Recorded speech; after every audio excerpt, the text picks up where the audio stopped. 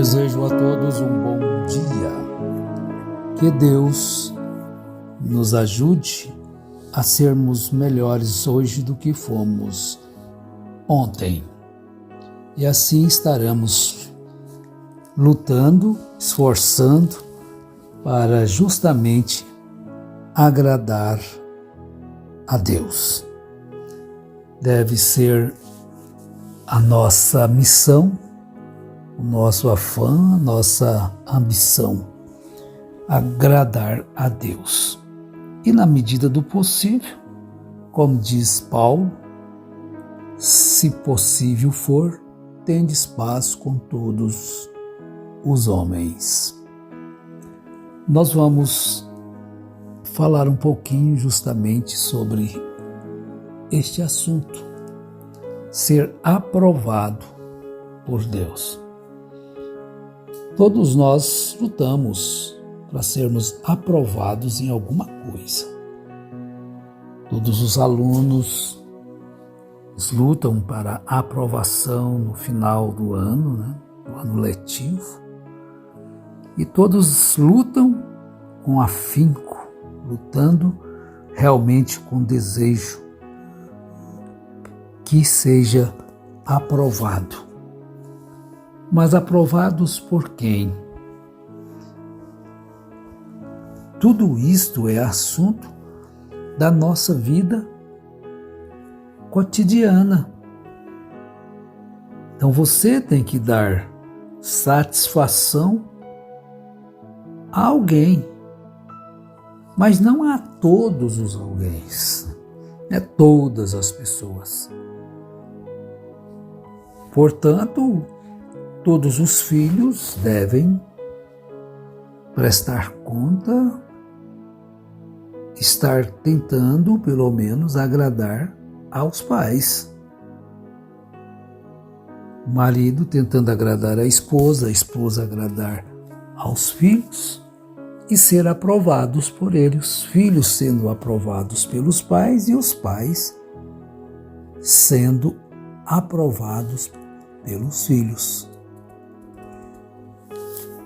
Na primeira carta de Paulo aos Tessalonicenses, no capítulo 2, Paulo nos diz assim a partir do verso 3: Pois a nossa exortação não procede de engano, nem de impureza, nem se baseia em dolo.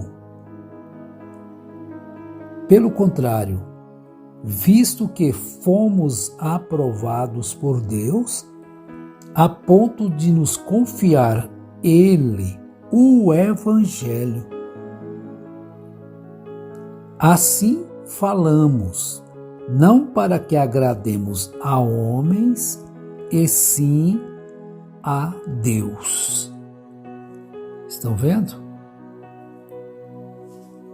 Mas primeiramente, amar a Deus sobre todas as coisas.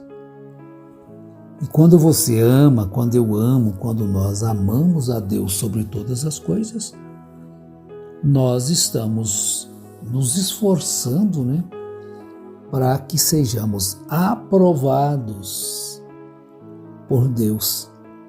Era justamente isto a luta dos apóstolos, e principalmente deste que estamos falando, Paulo. O agradar a Deus. É uma verdade que o propósito supremo de todo cristão deve ser o de glorificar a Deus. Então, tudo que dizemos ou fazemos em nossos relacionamentos e o uso que fazemos dos dons e oportunidades que Deus nos dá, a maneira como suportamos situações adversas e hostilidades humanas, tudo deve ser feito de modo a glorificar e a louvar a Deus pela sua sabedoria e bondade. Veja que as Escrituras, elas nos levam a uma compreensão das coisas espirituais e também como desfrutar das coisas naturais. Então, quando nós temos a compreensão das coisas espirituais, então nós procuramos agradar ao nosso Pai Celestial. Na primeira carta aos Coríntios, capítulo 10, 31, ele diz assim: portanto, quer comais, quer bebais, ou façais outra coisa qualquer, fazei tudo para a glória de Deus. Este era o comportamento do Senhor Jesus Cristo. Ele não procurava agradar-se a si mesmo, mas agradar ao Pai.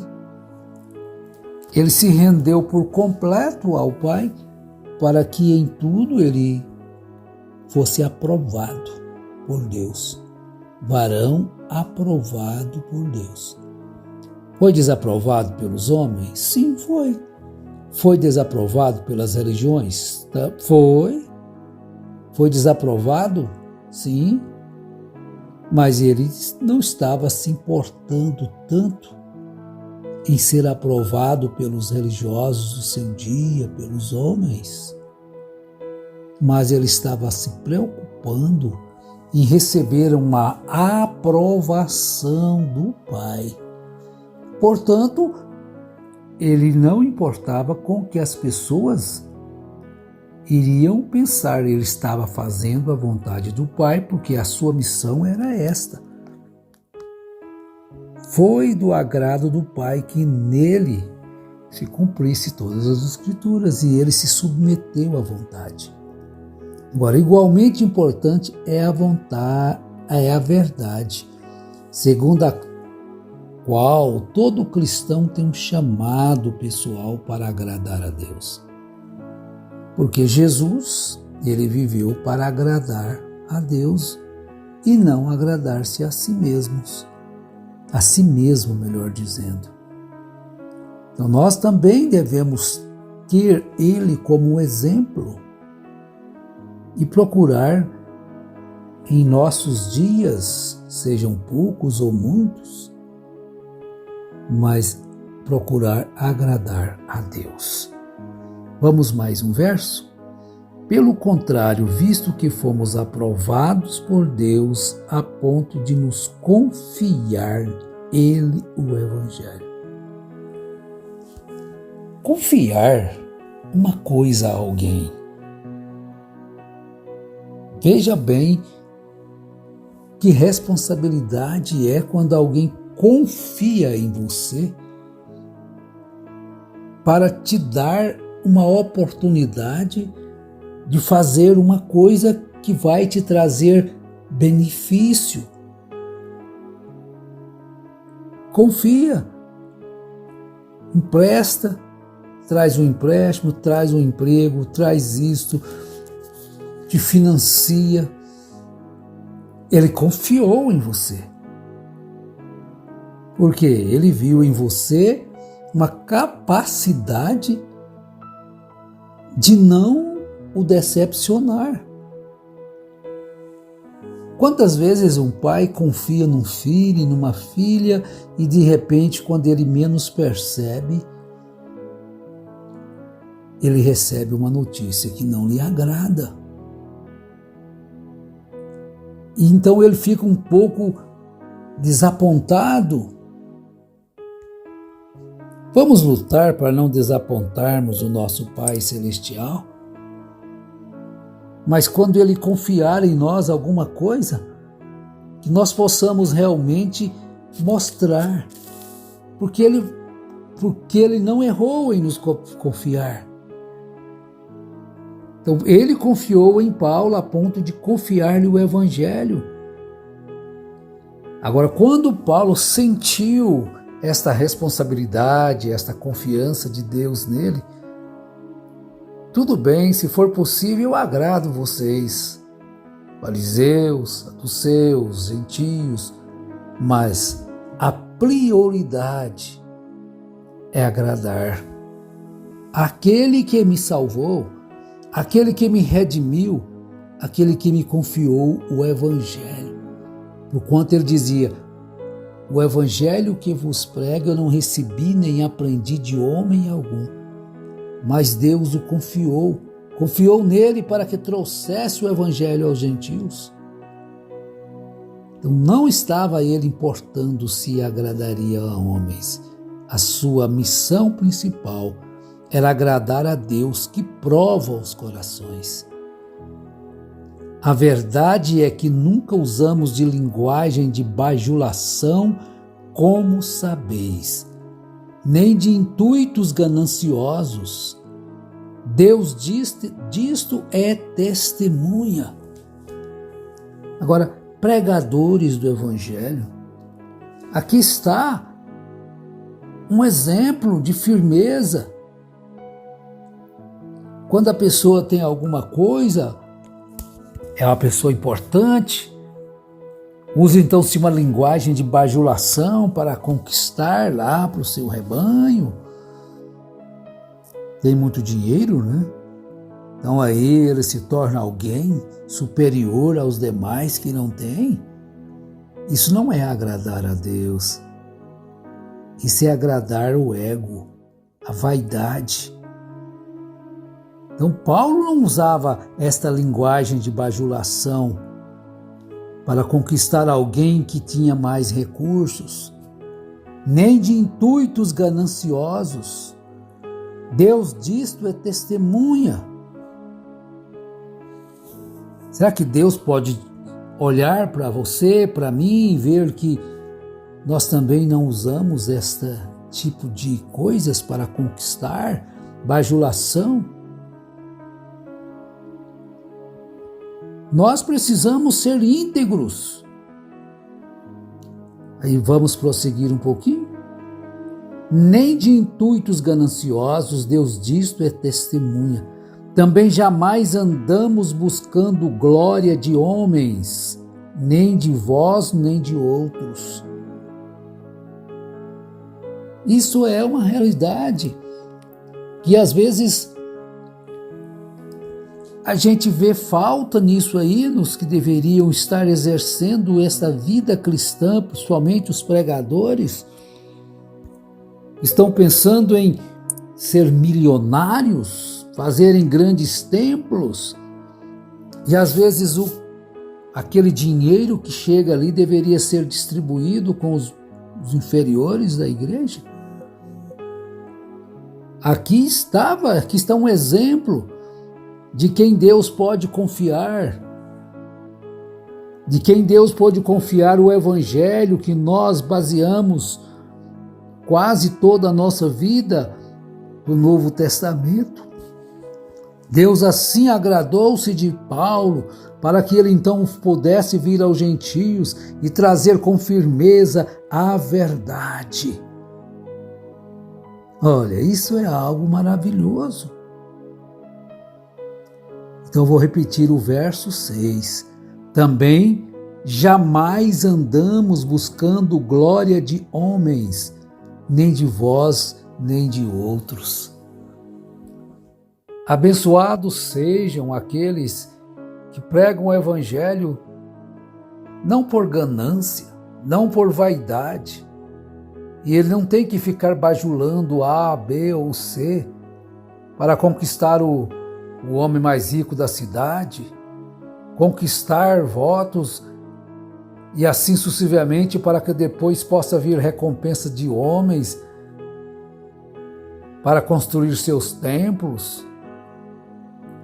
Mas ele prega o Evangelho, independente se eles vão gostar ou não, ele já é firmado na verdade. Assim foram os apóstolos e por isso eram perseguidos. Assim foi Paulo e por isso foi decapitado, mas ele era autêntico. Oxalá todos que pregam o Evangelho fossem assim autênticos, não cedessem a espíritos infernais de bajulação, de ganância, de desejos ímpios, carnais, mas se firmassem inteiramente nas Escrituras e pautassem suas vidas, não somente suas pregações, mas suas vidas, de acordo com a palavra, não teriam virado este mundo de evangelho sem a graça de Deus, igrejas caídas da graça de Deus. O que se valoriza mais é o dinheiro que entra, porque são gananciosos, torpe ganância. Então torce as palavras para agradar o Beltrano, fulano, porque ele tem mais recurso financeiro, faz acepção de pessoas. Então isto nós devemos procurar, porque quando se age desta forma com ganância, está simplesmente desagradando a Deus. Nós devemos ter essa dedicação no serviço, tá? Porque é um meio de agradar ao nosso Criador. Agora, Deus é quem nos capacita a viver de acordo com a Bíblia e tem prazer em nós quando servimos. Em sua graça soberana, Ele concede aquilo que exige e se deleita no resultado. Então, Ele agradou-se de Abraão. Agradamos a Deus através de nosso relacionamento com Ele. Por isso que Abraão foi chamado amigo de Deus. E Jesus chamou os seus discípulos de seus amigos. Já não vos chamarei mais de servos, mas de amigo. Então Paulo compara a igreja à noiva de Cristo, como amigos e membros da família. Deus e seu povo, um tem prazer no outro. Deus vos abençoe em nome do Senhor Jesus Cristo. Amém.